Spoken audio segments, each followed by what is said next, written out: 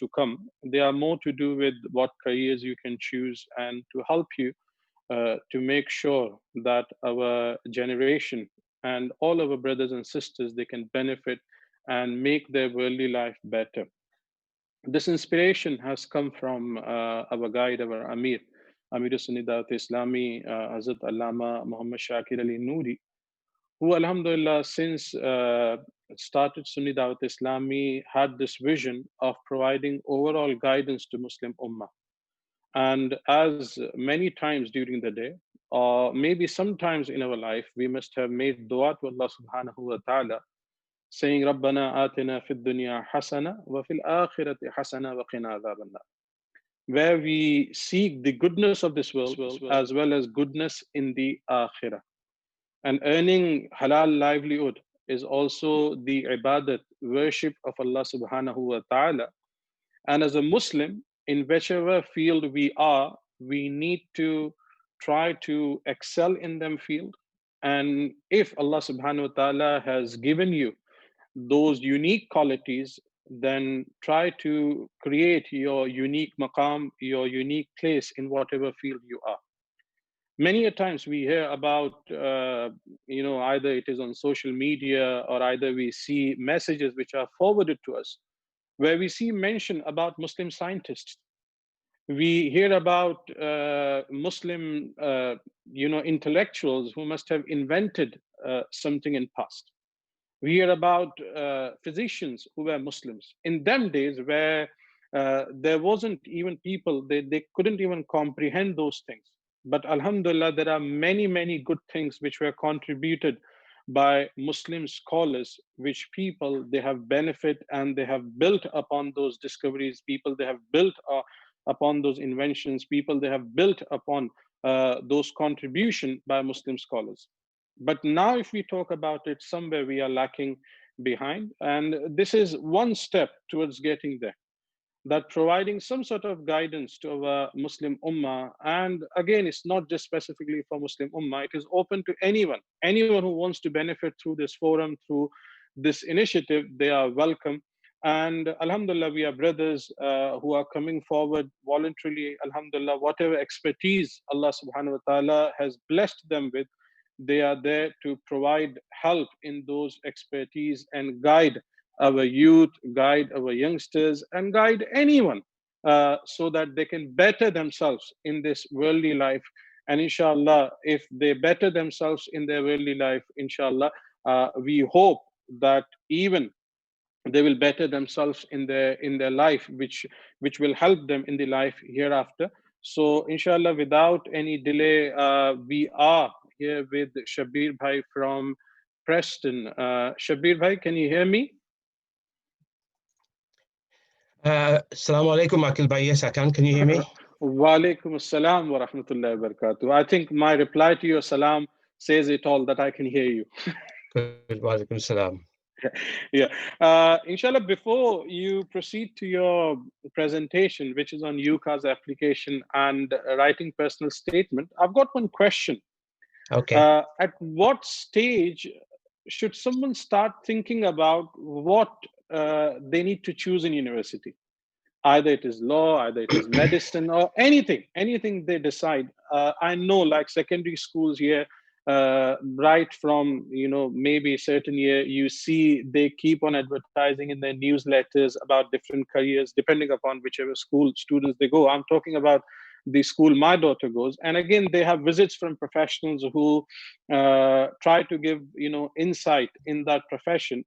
But with your experience, what you have, what is the right time to decide? Or many a times we see people who are still in A levels, but they haven't undecided what they need to do, what subject they need to choose in university. So what do you think should be the right time to decide what route they need to take or what stream they need to go in university?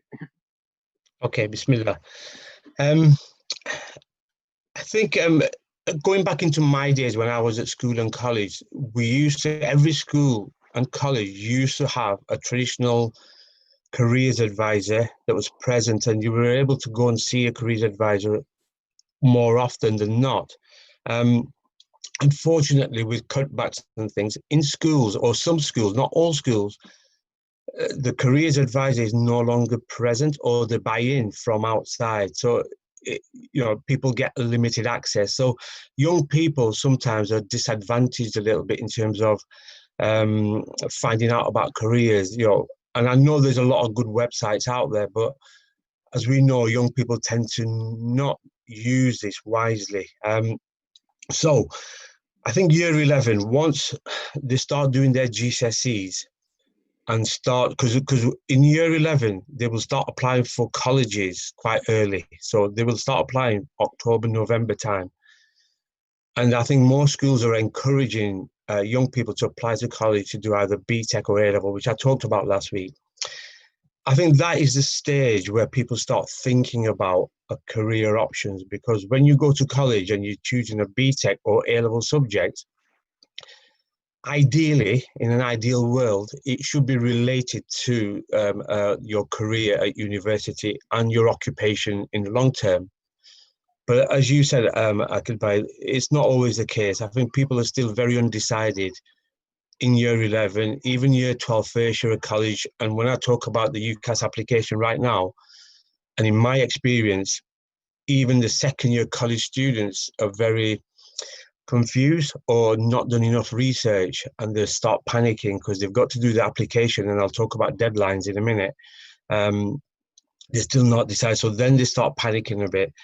So ideally, year 11, when they start choosing their college courses, and definitely first year in college, they should start doing a lot of research. And in college, when I was working in college, my first year, halfway through, my presentations to my year group was all about starting your research and where to look, what to consider, what to think about. So year 11 starting point.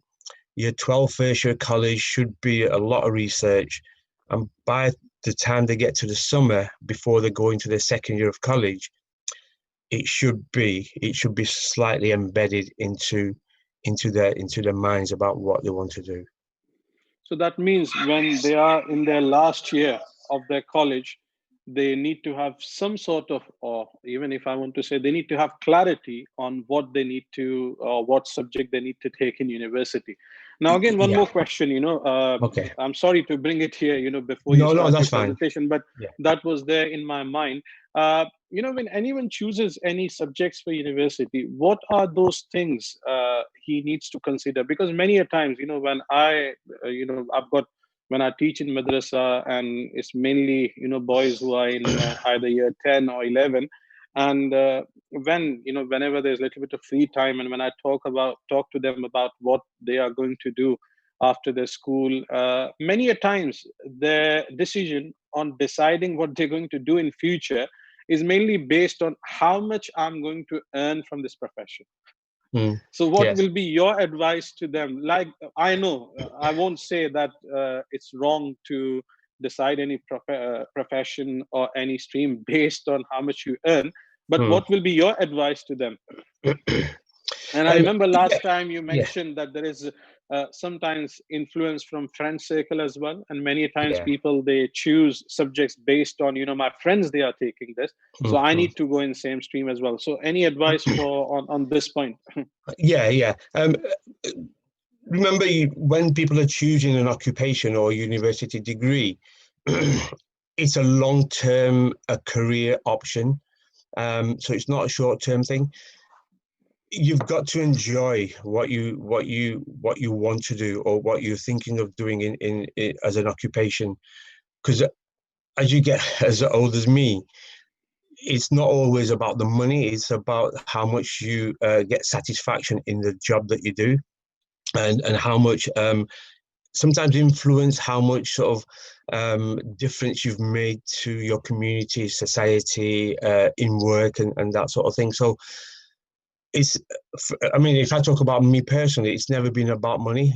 It's more about job satisfaction. So initially, people do start thinking about, and sometimes there's a parental influence based around medicine and architecture, and so it's, sometimes they're sort of pushed along those lines based on the status of the job, and obviously there is income sort of based as well. But yeah, I think job satisfaction has got to be something they're going to enjoy. Yeah. I think has to be number one. And financial is always going to be in the back of the mind. But I think job satisfaction has got to be initial choice, definitely. Yeah, that's a very good thing mentioned by you, that it's not only money, but as you get older, if Mm, it's something you have chosen that you have got likeness for, then you will enjoy it. And as you mentioned, as someone who is responsible Muslim, they need to look at any profession they are in, how can they give it back to community. yeah, So definitely. Yeah. Alhamdulillah, mashallah, a few good points mentioned here. So inshallah, over to you, Shabir bhai. Now I won't interrupt you. I will in case if it's needed, but now it's your Okay. time to carry on with your presentation. Okay. Bismillah. Jazakallah khair. I'm going to, obviously, last week, I'm not going to go too much into last week. I'm just going to share my screen again. Just 1 second. So just touching on Bismillahir Rahmanir Rahim. Session 1 last week was to provide you with an overall broad information about careers, options that are available, BTECs, A-levels. I touched on apprenticeships, which I will do another session on apprenticeships, and completing your qualification. So last week was more of an overall picture. Today, I'm going to go into more detail. Now, I know it's specifically aimed for people who are at college or maybe left college last year or 2 years ago and now want to go back into university.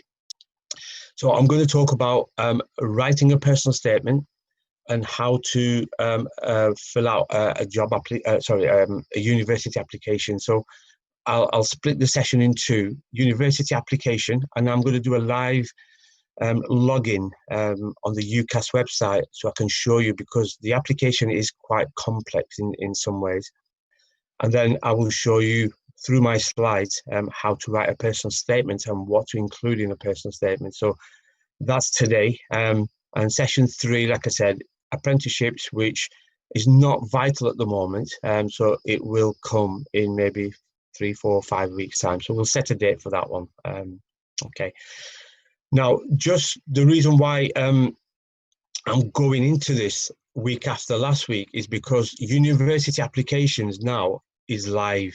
Okay, people can now start making live applications, and people are encouraged at college to start making applications. So that's why I thought it was important to put this in now, so people can start thinking about it. So just, I know there's a lot of text there, but completing a personal statement for an application for a job, because most employers also now ask for a personal statement, and university is one of the most important and most difficult parts of an application that you do. When you complete the application form, it is the personal statement which will sell you to an admissions teacher. And I think I mentioned this last week, most people now tend to attain a qualification. So I know a handful of people sometimes don't, but majority, over 90% of people tend to attain a qualification. So an admission tutor or an employer now has to differentiate, how they're going to sort of take people on. So a personal statement, along with a reference they get from the teacher, is probably something that's going to be really important.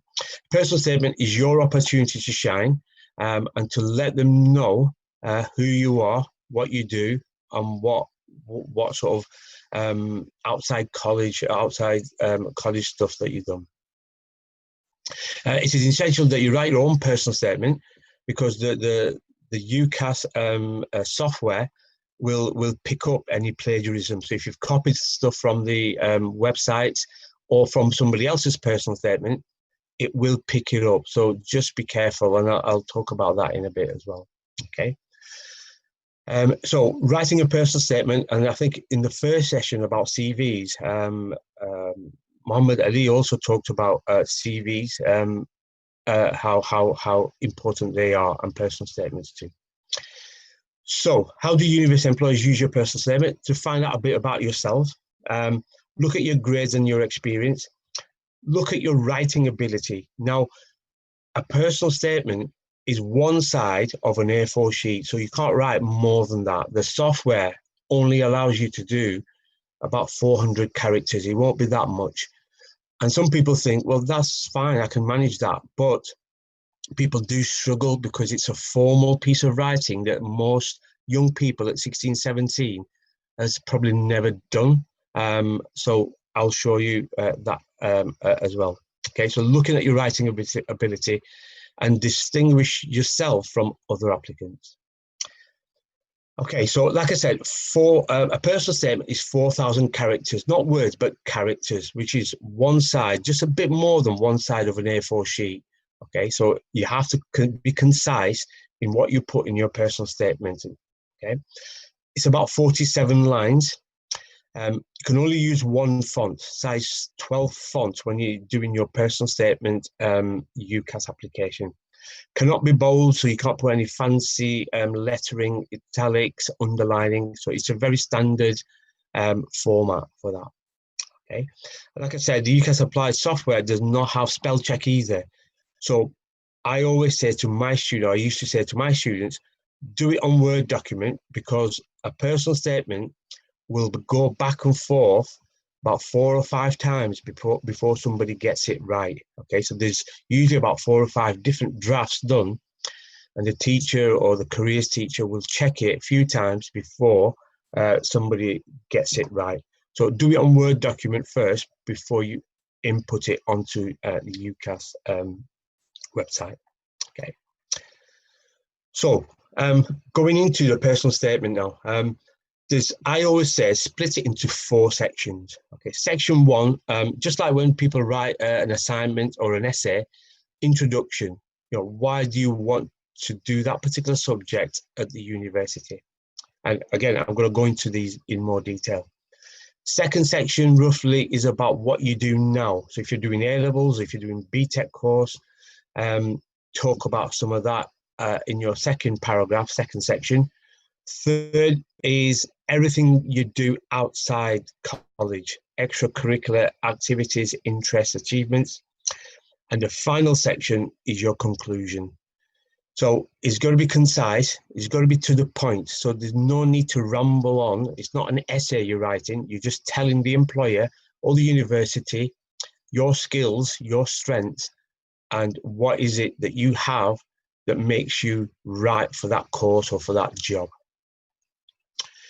Okay, so section 1, why do you want to do that course? So this is where the question that Akilbai asked earlier, this is where now, when people write their personal statement, the initial introduction will be about why have you chosen this course? So at this stage, people will need to know what they want to do. So it is essential that people have done their research now before they start doing their application.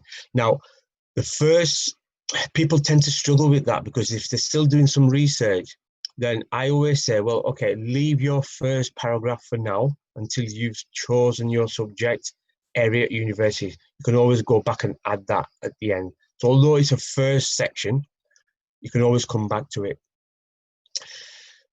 Okay, and then what is your background interest? So why have you chosen that subject? You know, what is your interest? You know, is it somebody, so if you're doing a policing course or a criminology, have you done lots of reading in this subject? Is there subjects that you're doing currently in your A-level or BTEC and you've studied it more and your interest has grown? Do you watch dramas or read about it? So you're just telling them, you know, what is it about that subject and where does it come from? How long have you had this interest? So sometimes people have, you know, it might be that they might be interested in joining the police, you know, from a young age or something. So, you know, just say how long that interest is come about. And what particular areas of the study appeal most and why. So really it's just about your interest, okay? And like I said, if you're not sure about your choice of subject, leave this paragraph till the end, and that's fine too. Your second subject is about your current study at college. So it could be you're doing an A-level subject or subjects or a BTEC subject, and then you're going to make this relevant to the course that you are going to study. So if you are doing A-level subjects, maybe talk about 2 other subjects or 3 other subjects briefly. Or if you're doing a BTEC, then talk about some of the modules or assignments that you've done that are relevant to the career and university choice. So this is about your current. Mention your subject briefly, explain which parts of the course you're found most interested. Okay. However, where there's a subject directly relevant, you put a greater bias on that as well. So if you are doing an A-level in psychology, and you want to go into psychology, then talk more about the psychology A-level and what you've done and what you've learned and what you've gained, what skills that you've gained. And like I said, wider reading experience that you may have got. As part of the course, there are, and I know recently because of COVID, there's not been that many trips, but there's always trips and guest speakers that come to college, or you go on trips, so you can talk about some of those trips and guest speakers that have come to college. So, people tend to forget to mention these, which is good. Sometimes people have been on webinars at Cambridge University, Oxford, or other universities to listen on the subject they want to study. Mention these. That looks good on your application that you've joined a webinar, found out about courses, including this one, so you can talk about that quite easily. So talk about current and relevant your course. So that's your second section. Your third section is all about everything you do outside college. So this is where, and like I said, most people will achieve your qualification. This is becoming now a lot more interesting for employers and university. What do you do outside? Are you an interesting person? Do you just sit at home and do very little? So this is what sometimes sells you to an employer university. Talk about your achievements. If you've been a scout or scout leader, you've done a first aid course. Sporting achievements, if you do running at school or at college, if you play football, talk about Duke of Edinburgh. DOV is Duke of Edinburgh. A lot of people do the bronze at school and tend to carry on with silver and gold. Achievements. If you've done any leadership stuff, again, football, you might have been captain of a football team, or you might have organised a football or cricket or netball competitions. Then talk about some of the leadership stuff as well. NCS, National Citizenship Service, which a lot of people in the summer tend to now go on. Talk about some of the activities that you've done there. In school, college, you might have held a position: head boy, head girl, house captain, prefect, council. You might have been a sporting captain. Again, you might have done short courses. So there's a lot of things that you might have done. And this is stuff that people tend to forget to talk about. So just, maybe highlight on a piece of paper all the things that you've done. And you may have certificates for some of these as well. So pull out all your certificates from school and from college just to remind you that you can talk about some of these. Don't go into too much detail, just a sentence, couple of sentences to say this is what you've done. And charity work, you might have been in cadets, sporting achievements, and then finally work experience. At school, you might have done work experience. You may hold a part-time job currently, which you need to talk about, just to show that you are working, you are gaining a lot of customer service skills, and you're prepared to do 15, 20 hours part-time work alongside your study. So it just shows that you are well able to organize your workload alongside your work and college work as well. And any other successes like running a marathon, anything else you talk about. So this is, I think, the third paragraph is really critical. And I think I mentioned it last week as well. And people who are in year 11 who may be tuning in, or first year college who are not applying yet, please try and get involved with some of this, because this is what's going to sell you to an employer or university, and try and sort of get involved. So this is what you can talk about on your personal statement. So that's your third section. And sorry, your fourth section, which slide's gone missing, sorry. Your fourth section is your conclusion. Your final, just a couple of sentences, 3 sentences to say, just summarize everything that you've talked about. So your fourth section is a conclusion, 3/4 section, why you really want to apply for that course, and why you decided on that. Now, it's important to mention that you don't or you can't write a different personal statement for different university. One personal statement, one application for 5 choices. So whether I come to the UCAS application, you can do up to 5 choices, but your one application will go to all 5 universities. So that's why the research is really important. You can't say, well, I want to do law, but I might do criminology, or I might do pharmacy. You can't go for 3 or 4 different choices that are very different. If they're very similar, then it's not that bad. But your personal statement is going to sell you to the 5 universities or the 5 courses. So it's really important that you do your research. If you're a first year student at college, then start doing your research. If you're second year, it is getting a bit late, but you need to be on it pretty soon. Okay. So, so one application for each of the 5 universities.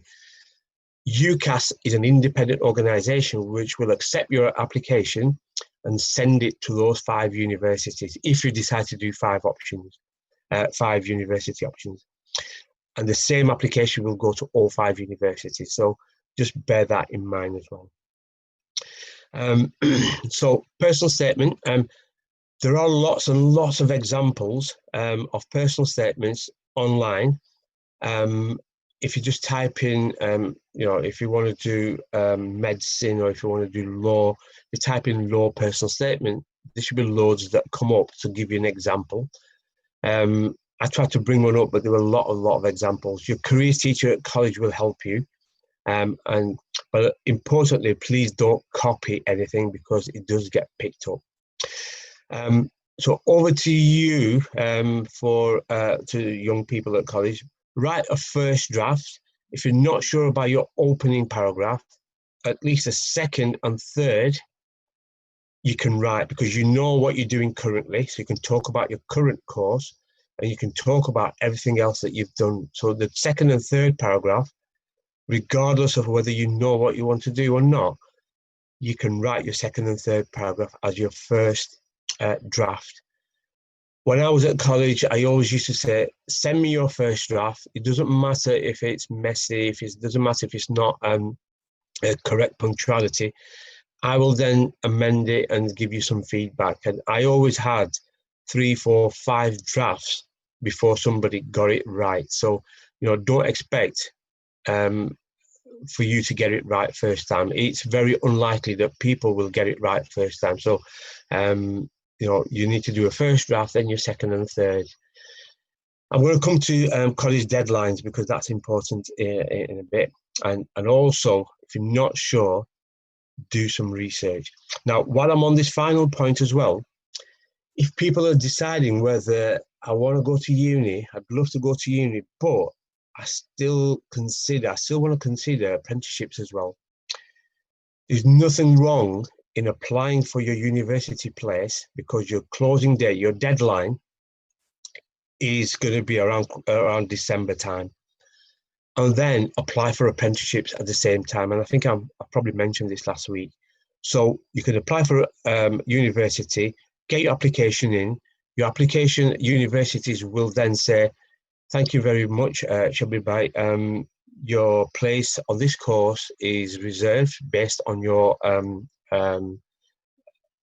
subjects and based on your achievements. But then you can apply for apprenticeships when they come out as well. So I would say do both if you're not sure. If you're definitely sure that it's university you want to go to, then apply for university. If you're still in 2 minds, then do both. So that is always my advice. Write a personal statement. That goes to everybody. So if you're going to apply for apprenticeships as well, A personal statement is also going to be useful. So maybe start drafting one if you're not going to uni but want to apply for apprenticeships as well. Okay. I can take some questions right now, or I can carry on. I can buy to, because I'm going to sort of browse through the website and talk people through, and then show people how to do an application. Is there any questions come through yet? Yeah, there are two questions. Ashfaq, can you just put them questions to Shabir bhai, please? Yes, sure. So Or yes, so the first question, Shabir bhai, is that I think you mentioned about the character limits in terms of when writing this UCAS statement. So let's say the question is, what if someone struggles to reach the character limit? What's your advice on that one? And most people do. I mean, in my experience, people who haven't done, the third section that I talked about earlier about extracurricular activities. There's a lot of people tend to not have done a lot of these, apart from maybe have a part-time job. They tend to struggle to write and reach the 4,000 characters. Now, like I said, 4,000 characters sounds like a lot, but it's one side of an A4 sheet. Therefore, you will need to then elaborate a bit more on your current course. So if you're doing a BTEC course, or if you're doing A-levels, you may need to elaborate a bit more on your A-level subjects or your BTEC subjects, what you've done in those subjects that are relevant. So you might need to just elaborate a bit more on that. If you have a part-time job, if you've done work experience, then rather than just write 1 or 2 sentences or 2 or 3 sentences, you might want to write a bit more about your part-time job. So, maybe elaborate a bit more on other things that you've done. But I think it's better to try and get close to the 4,000 characters so it looks better on your application, rather than it looks like, there's no effort being made. Some people may actually get over 4,000 characters, and then that is, I always find that's more difficult to find what can we take out, because they've all talked about some really good stuff in their application, and it's trying to find things to take out.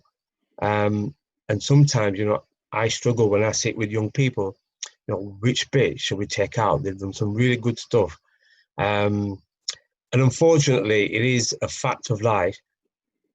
Asian and Muslim people, Asian people tend to do a lot less of these sort of things, the scouting, the first aid course, the Duke of Edinburgh, student council. And, our white counterparts, they have a lot of, they keep horses, they go horse riding, they do a lot more than we do. And we tend to struggle to write about some of these. So that's why I've emphasized this quite a few times last week and this week, to get involved. Even charity, we go to madrasa, we go to mosque, and we do a lot of charity, and it's compulsory in terms of charity, so just helping out charity work as well, and they can talk about that. So Shabir bhai, yeah. on this scout leader first aid course and sporting achievements and Dukes of Edinburgh. Now, if we want to convince, or if we want to motivate someone, not just for this application, are there any things what you can mention that people can benefit from these things which are mentioned under other achievements? Not only to do with university application, how is that going to help them to build some personal skills? Yeah, definitely. Yeah, in general as well. I mean, I've mentioned this based around the university application, but it's not entirely for the application. This is about building your self-confidence. This is about building skills and qualities that you need. So, being a scout, I put leader, but I know there are lots of Muslim scout groups. I don't know if there are in Bolton and Blackburn, but in Preston, there are some Muslim scout groups, and a lot of young people are joining them. First aid courses, there are a lot of first aid courses going for free as well. Sporting stuff, Duke of Edinburgh is free as well. So it's not entirely just for university or job.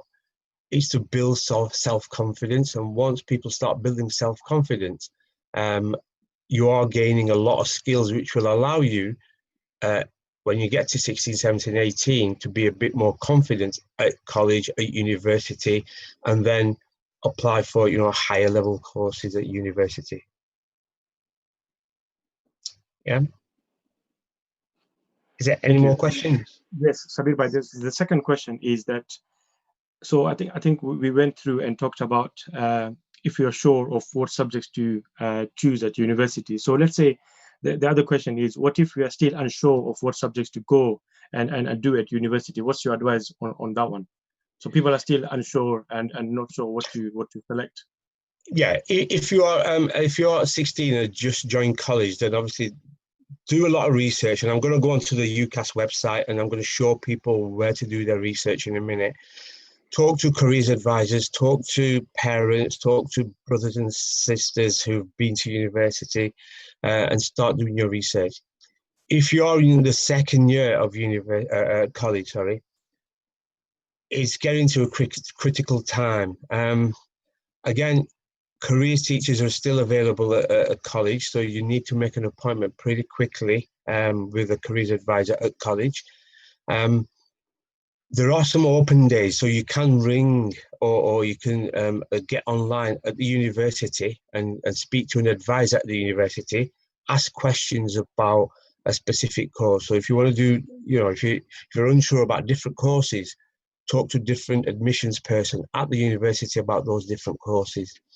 But for a second year student at college, it is getting a little bit now at a critical stage. So careers advisor definitely pretty soon. Talk to parents, talk to brothers and sisters, talk to friends, but don't be influenced by friends in terms of what they're doing. I'll do what my friend is doing, but you can talk to them about and get some ideas about other people, what they've done as well. And like I said, the closing day isn't till January the 15th, which I'll come to in a minute. Now, some people might think, well, that's 3 months away. I've got plenty of time. And trust me, it's not, because by the time you write a good personal statement and 4 or 5 different drafts, fill out the application, which I'm going to show, that will easily take up nearly 6 weeks, 2 months of people's times. And the colleges want applications in early, so they can check the application and make sure it's a right application before it gets to January. So yeah, it's getting to a critical stage. If you're a second year college student, if you're first year, then start doing some research. Shfaq, is that okay? Yes, that's fine. Thank you very much. Okay. So I'm going to now just show people. I'm going to go on to the UCAS website. And last week I mentioned a number of websites, but because this is one I'm familiar with, I'm going to talk people through, and it's related to the question just been asked about research and finding out. This is a good website, and people do need to just maybe browse around these websites. Just very quickly, studying if you're doing A-levels and BTECs and NVQs and how they relate. So that's something that apprenticeships I'm going to talk about in a few weeks. Student finance, Akil, I'll need to build in another session. It's not urgent, but maybe December time, because that is another session in itself about student finance, funding, how to apply for funding and stuff. So I'll talk about that, but at the moment it's not urgent, but I'll talk about. If you are applying for university, you are an undergraduate student if you are going for the first time. So remember that, because a lot of people, when they're doing the application, can't differentiate between undergraduate and postgraduate. Postgraduate is once you've completed a degree and you want to do a master's or do a further, you are a postgraduate. But undergraduate is where young people mostly are. Okay, apply. I'm going to click into when to apply, because this is quite important. Akil, you can see the screens, yeah? Or people can see the screens? Okay. Okay, there's 2 dates here. If people are currently thinking of doing medicine... Shabbir bhai, sorry. Go on. I think you need to share your screen. Oh. Okay, 1 second. Am I still on the other? 1 second. Okay, is that better? Yeah. Okay. So Okay. now Sorry. you're on UCAS website here. Okay. Sorry. Yes. Yeah. I'll go back. UCAS website is a very useful tool. Undergraduate student is usually people at a college going on to university for the first time. Postgraduate is usually people who have completed a degree and want to do masters. So it's the undergraduate that is more relevant, and I'll come and talk to some of those in a minute. When to apply, and this is crucial and it relates to the question that was asked earlier. If people are applying for medicine, veterinary medicine, science, dentistry, the closing date is quite early, 15th of October, which is less than a month away. So if you are thinking of these occupations, you should be well on your way of doing a UCAS application and a personal statement. In fact, you should have virtually done second, third drafts of your personal statement by this stage. Okay, so closing date for medicine, and also Oxford and Cambridge. So if anybody's applying for Oxford and Cambridge, they also have an early deadline. The reason for that, obviously because people are applying, and also there are tests as well. You have to do the UCAT test for medicine and stuff. So there's a lot involved with this sort of thing. So speak to your careers advisor at school. They would have given you lots of information. But 15th of October is literally about 4 weeks or between 3 and 4 weeks away. So that's that. Everybody else is 15th of January, and it seems like a long time away, but if you leave your application till then, it doesn't get checked. When I was at college and I used to have 70, 80 students, if everybody decided they were going to send their application up just before then, it would have been impossible for me to check 60, 70 applications last minute. So our internal deadline for college at Runshaw used to be sometime in November. So we used to say have an internal deadline of November to say that people, right, send your application in so I can check your UCAS application. I can check your personal statement. And 95% of the time, it used to go back to people because there was errors on there, spelling mistakes, personal statements weren't right, things weren't matching, they've missed things off their education section. So therefore, check with your college. Internal deadline may be November. Therefore, it's important that people start filling their application in now, writing their personal statement. Okay. So although the external deadline is 15th of January, please do not leave it last minute, because colleges, your advisor at college or the careers person cannot check your application. Okay. So going back again, so when to apply, so I've talked about that. Personal statement I've talked about. Okay, just sorry, I'm going to go back. Just want to sort of talk about looking for a course. So if you search for a course, let's say law, if you want to do a law degree, okay.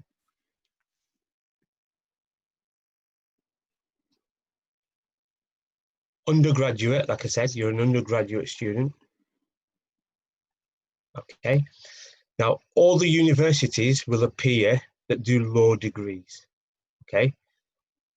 You can filter on these. So if you filter, if you want to stay in your locality, you can say how far do you want to travel, put your postcode in,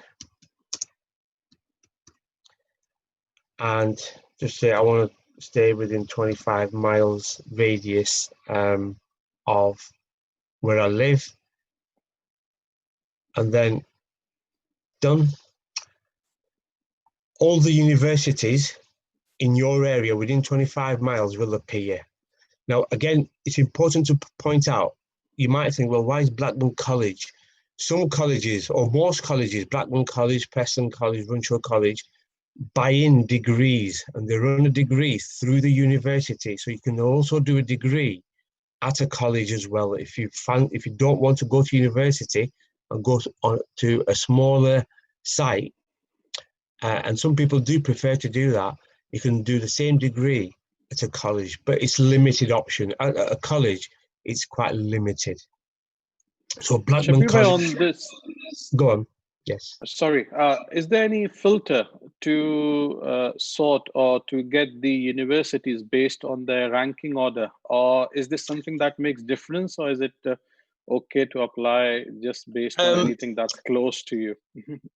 I don't think they'll do on ranking, but again, if you search a website, if you put it in on a website, top 10 universities, it should appear. But I think because UCAS is an independent body, obviously it's probably not allowed to put on top 10 universities because they've got to be equally dealing with each of the universities. But you can get, if you type it in, top 10 universities, then yes, you can. So Blackburn College, Blackburn and Fylde College, University of Bolton, Burnley. So these are from what postcode that I've put on. Okay, so I'm going to just look at Edgehill. You can do a law degree, or you can do a combined criminology and law degree. And I wanted to show people this is because let's just click on law. And I was going to show, which I talked about last week, which was important, whether you do a BTEC or A-level. Because when you read the description, it tells you about modules, how to apply, 15th of January. And then the UCAS points, okay? So tariff, 112 to 120 tariff points. Whether you do A-levels or BTEC, Edgehill will accept people, and like I said, most universities will accept either A-levels or BTEC, okay? So if you're doing A-levels, they're asking for either BBC or 3 Bs at A-level. If you are doing, say, business studies or another BTEC course, and obviously it doesn't specify which BTEC, they're looking for a distinction merit overall after your 2 years, okay? So if you choose a BTEC course, and say, for example, if you've done pharmacy or engineering and you want to change and you think, no, I want to do law now, it's still possible by doing a BTEC course because you've chosen a different direction and now you've decided you want to do law, as long as you get the UCAS tariff points, which is a DMM, equivalent to 120, okay? And it doesn't matter which A-level subjects, because it doesn't tell you there which A-level subject, okay? So, so I just wanted to home in on that quite a bit, because I think people worry a lot about, well, I have to do A-levels. If I want to do law, I have to do A-levels. I have to do these subjects, or I can't do BTEC if I want to do law. Just want to clarify that, A-levels or BTEC doesn't matter if you want to do certain subjects. Of course, some universities may ask for A-level subjects or GCSEs, but mostly in the main, doesn't matter, A-level, BTEC, as long as you get the grades, that they're asking for. Okay, so that's what I just wanted to touch on, really. Okay. Kabir bhai, just before you move on, okay, I think there's a question which I think fits in with we have just gone through. So there's a brother who is 26 years of age, and he wants to do a level 1 barbering course, and he just wants to know, how does he go about it? Does he go through the same UCAS, or does he go through a college, or do you know how to look at him? A barbering course is not a degree program, and I think there is a specific barbering.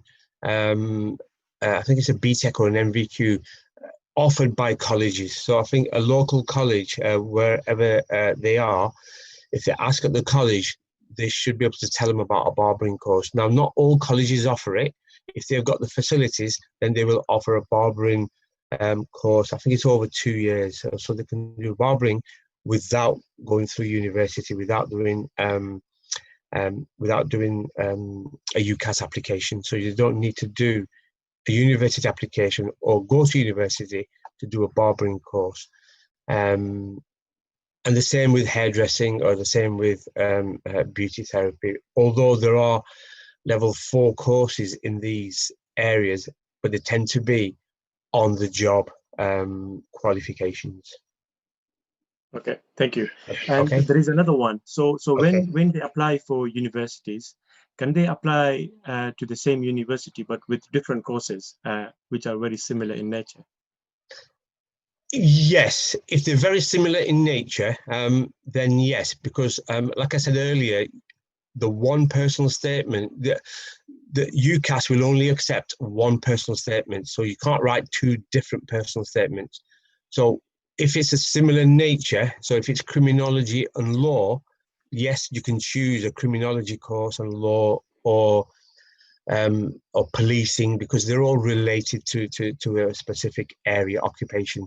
And then when you write your personal statement, you can make it a little bit broader in your introduction, but you don't have to specify in your personal statement which university and which course that you're applying for. So if you make it a bit general, and your careers teacher at college will help you do that. So yes, if it's in a similar nature, but if it's very different, then it becomes a personal statement won't reflect the 2 different occupations. Yeah, does that make sense? Yes, it does. Thank you. Okay. And one more. So we talked about universities and college and undergrads. So there's another question which talks about, are there any disadvantages of doing a degree in a college compared to a university? Or Not at all, no. The reason why colleges offer degree programs is purely to do with finance, really. Colleges obviously get paid, and they make some money they make some money out of it. So they're exactly same degrees accredited by a university. So for example, a law degree we looked at Blackburn College. Blackburn College may have accredited all their degrees through, let's say, Lancaster. That's just you know, I'm not sure who they do it with, but the degree is actually belongs to Lancaster University, but it's offered at Blackburn College. It's ideally for older students who don't want to travel, who don't want to do full-time degrees, who may be doing it through their work on a part-time basis. So ideally, it was intended for people who are, you know, family people who don't want to go and live away from home, but it's offered in their locality. So there's no disadvantage, no. Okay, perfect. Thank you. Okay, so alternatives, apprenticeships, gap year. So this, you know, it's a really good website. So what I'm going to do for the next sort of 10, 15 minutes is I'm going to just show people signing in, because the application is quite complex and there's certain sections that I feel I ought to just show people. Just one second. Which course are you thinking of applying, Shabir? What shall I do? Dentistry? 1 second. It's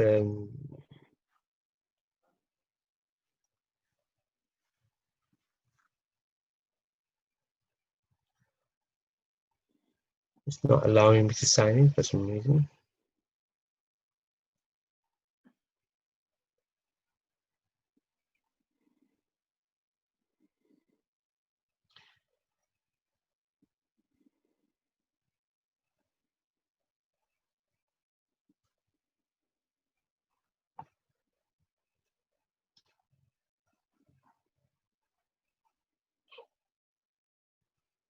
Sorry, give me 1 second. I should be there.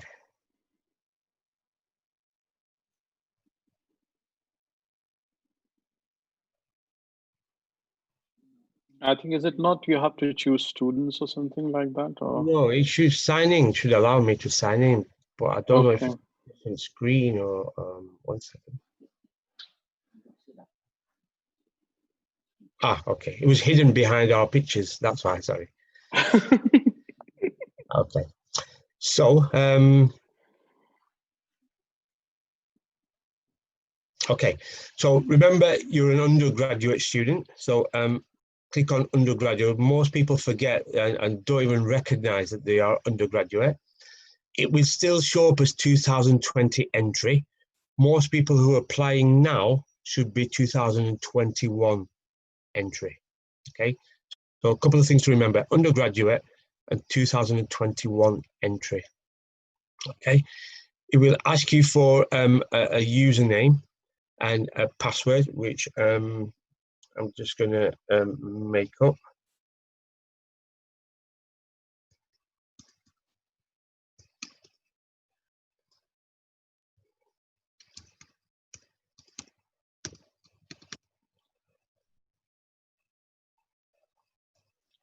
Sorry, my fault. I'm going to register, sorry. Okay, so register, it will ask you all these questions. If you're registering through college, it will ask for a buzzword. You can get that from the college. Okay, so register, it will tell you all these information, read all that. Okay, and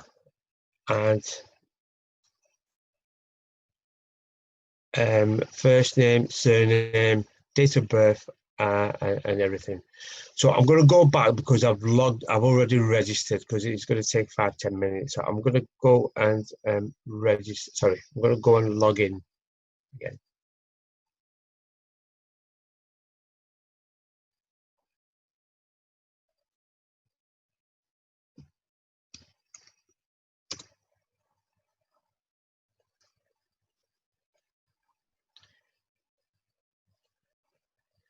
Undergraduate 2021 apply.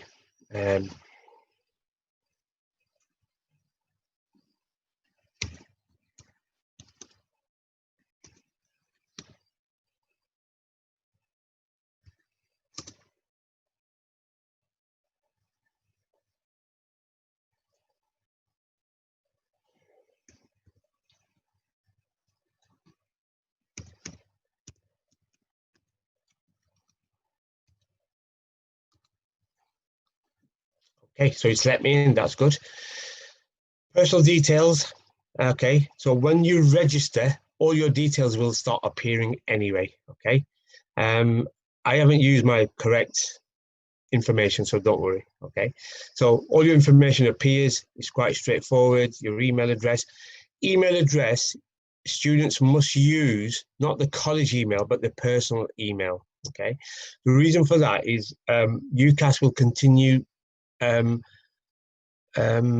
communicating with young people even when they finish college. So, you know, if they use a college one, then they won't be able to access the college email address. So use your personal email address. Okay, all this information is all good. Passport details, they don't need to fill in. This is important. Support, fees. Who's going to support you financially? Student finance, because most students, unless the parents or they've got £9,000 a year to pay for the course, they will apply for student finance. So it's usually 0-2 that they're applying for. Okay. And then disability information, which they can fill in. Okay, and save. And if that section is complete, they can complete it. The two sections which are most difficult, and it's a question that you've asked earlier, if people aren't sure about the choices, they can leave that till later on. Okay, I've put one in, and I'm just going to, it's quite easy. Add a choice, institution. So I want to go to Lancaster University, and you'll put the coding. Now, what do I want to do? Akibai, what do you want to do at Lancaster? Accounting and finance. Okay.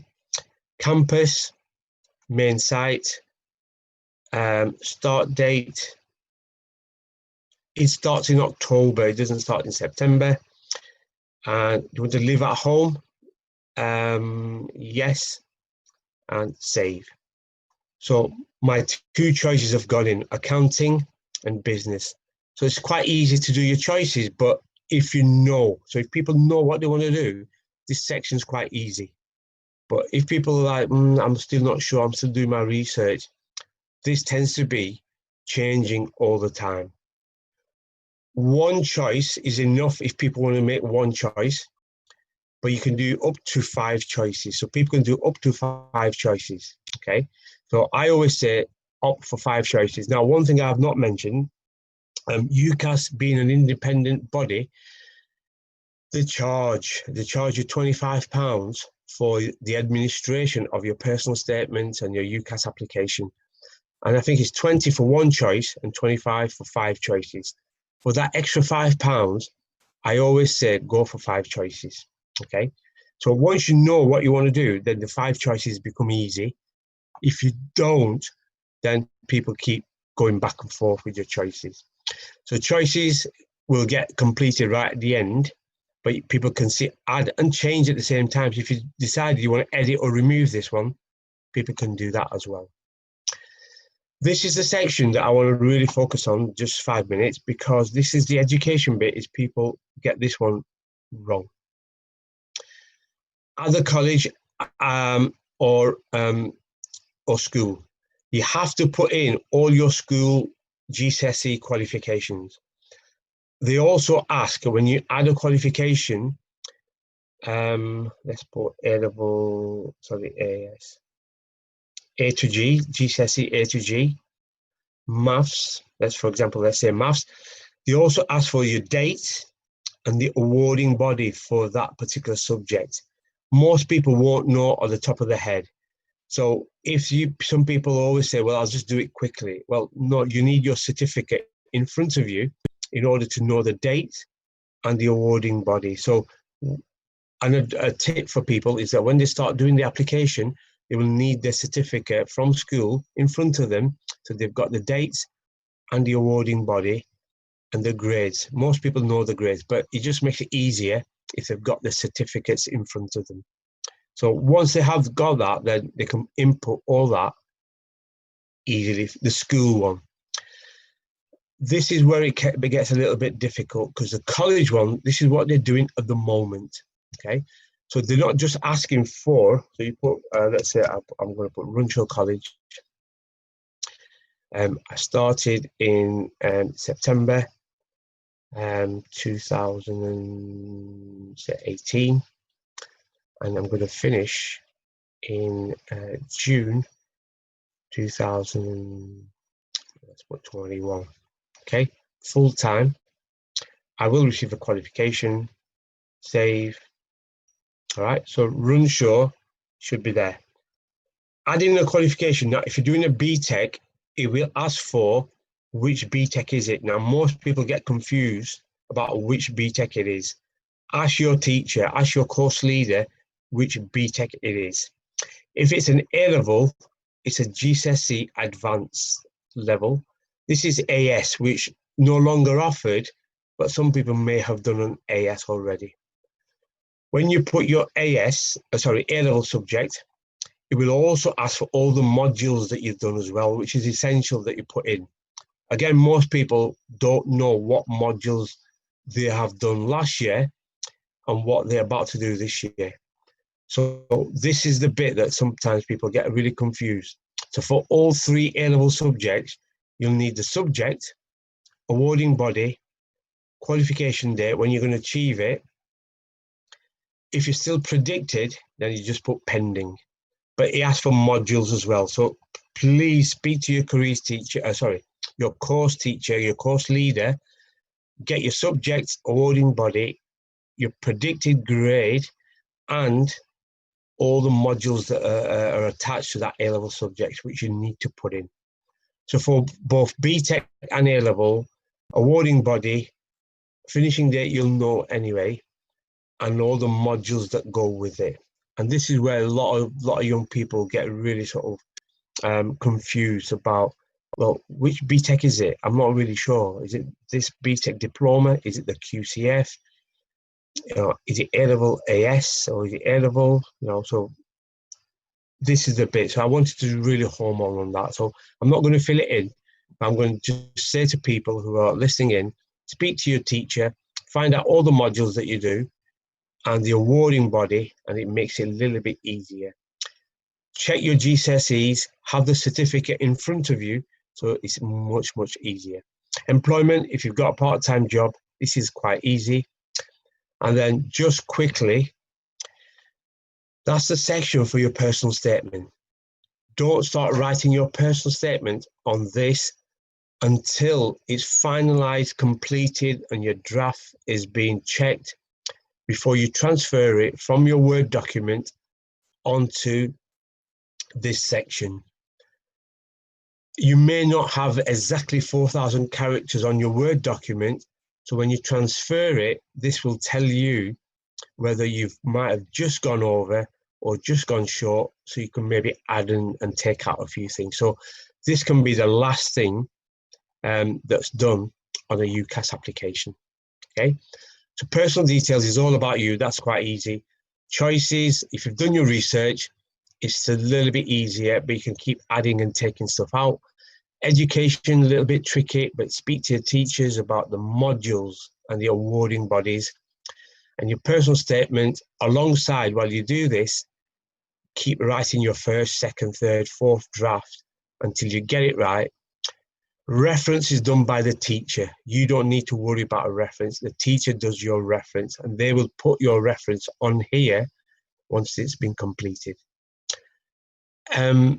This will take, honestly, it does take a good 6 to 8 or 9 weeks to complete it in a good format. Remember, it is an application form, just like applying for a job.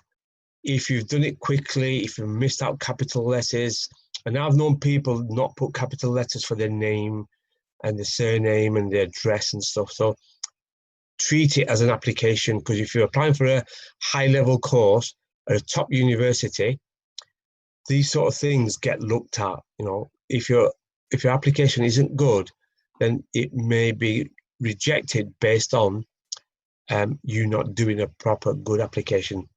And that's why when I was at college, I used to check everybody's applications for capital letters and personal statement for punctuation, for grammar. And sometimes young people used to get really frustrated about being picky. But, you know, to make sure that people get into the university they want and the course that they want is always based around the statements, how well it's written, grammar, punctuation, and they've got all the other sections correctly filled out in order to stand a better chance. And then pay send, which is obviously right at the end, okay? So I just wanted to just talk through some important elements, and I think it's live. This is live now, and people will be encouraged by their college to start doing this application alongside writing a personal statement, okay? I'm just going to quickly just go back. I don't think there's much left for me to now talk about.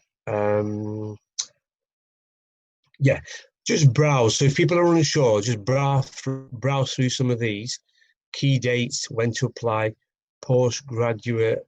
If I want to think about apprenticeships, my third session is about apprenticeships, which I'll slot in maybe in 4 or 5 weeks' time. But the apprenticeships aren't really out yet, some of the higher apprenticeships, so it's not as important degree apprenticeships, which I'll talk about in 4 or 5 weeks' time. And just very quickly, if people are unsure, there's a careers quiz, which is based around what people like doing, what they don't like doing, what their interests are, and it will give them occupations based on their answers that they'll be good at. So that might be a good careers quiz to do if people are a little bit unsure about what they want to do. Okay. I think I've done a lot of talking there, host. And I think if there's questions, I think I'll take questions. But go on, yeah. Are there questions? Yes, I was thinking of giving you some break as a breather so that you can a bit relax. So there's a question coming in. So there's a first-year college student, and they're asking whether do they need to register for this UCAS account when the college asks them to do, or can they register on their own? If they are first-year students, if they've just joined this year, then no, they can't register yet because this is live for current second year students who are making the applications for next year. The first year student, they will only start making the applications next summer. So it will go live again for 2022 entry sometime in the summer next year. So at the moment, hold fire, just do lots and lots of research, do lots of extracurricular activity. So when you start writing your personal statements and doing your application, you've got a lot to talk about, a lot to say on your application. So yes, at the moment, you don't need to. The only thing they can do is there'll be open days coming up. I'd be very surprised if universities, because of COVID, have physical visiting open days. There may be some that they do, but a lot of them will be online virtual open days. So maybe start going on to universities, start finding out about virtual open days and what they offer. Okay, thank you. So do more research and prepare yourself for next year's UCAS application kind of statement, and make sure that you've got a lot to talk about so you don't run out of words, I suppose. Yes, and just an important point about a couple of occupations like medicine, even ambulance service, paramedics, nursing degrees, they will ask for work experience to say that, you know, they don't want somebody just to have thought of the occupation. They want to see that you've been thinking about this occupation for the last 18 months. They want to see you talk about jobs that you might have done part-time, volunteering, helping out, especially medicine. They want to see that you've done some placement in a GP or a hospital. Even paramedics, which I used to deal with quite a lot, or nursing. You want to see that you've done something over the last 12 months. When you write your personal statement, that's where you talk a lot about. And a lot of people do get rejected based around that you've not shown enough interest earlier on, even though you are predicted good grades at university. Yeah. Any more questions? I think none from the audience and none from me. So Akhil, bye. Yeah, Shabir bhai, you mentioned about 2 more webinars you will be coming up with. Can you just briefly mention about it and what that webinars are going to, what will be included in that, sir? Yeah, I think more and more people now are choosing apprenticeship route as a number one choice. University was always prevalent in a lot of people's minds. Now, because the student fees have now gone sky high, people are now thinking, well, £9,000, how am I going to afford it? How am I going to pay it back? I don't want a big debt in my head. So I'm going to go and do university. I'm going to do an apprenticeship instead.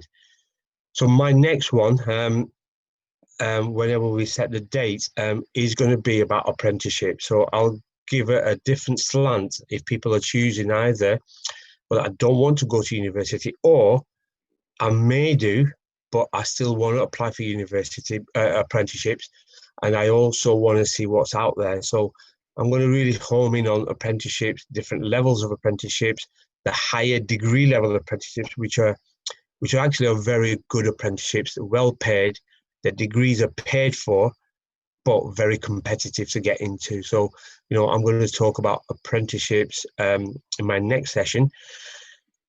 And again, going back to student finance and student funding, how to apply for student finance, when to apply for student finance, how much you may get in terms of tuition fees.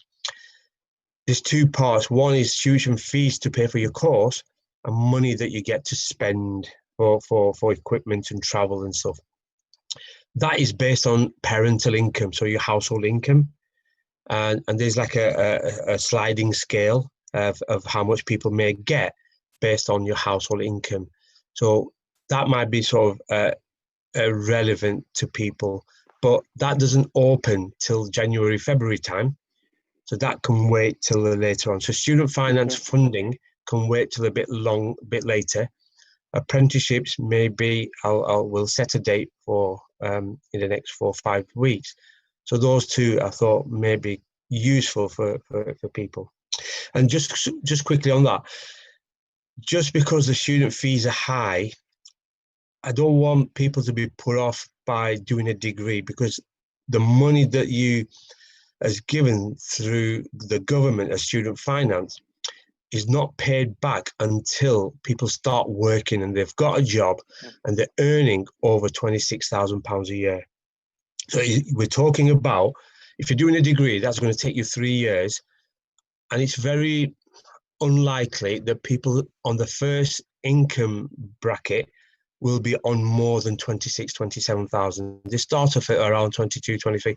So maybe another 5, 6 years before people start paying it back. Okay. And it's in small amounts. So I always say to people, don't get frightened off. You're only paying small amounts of money back, depending on your income, but you've got a degree.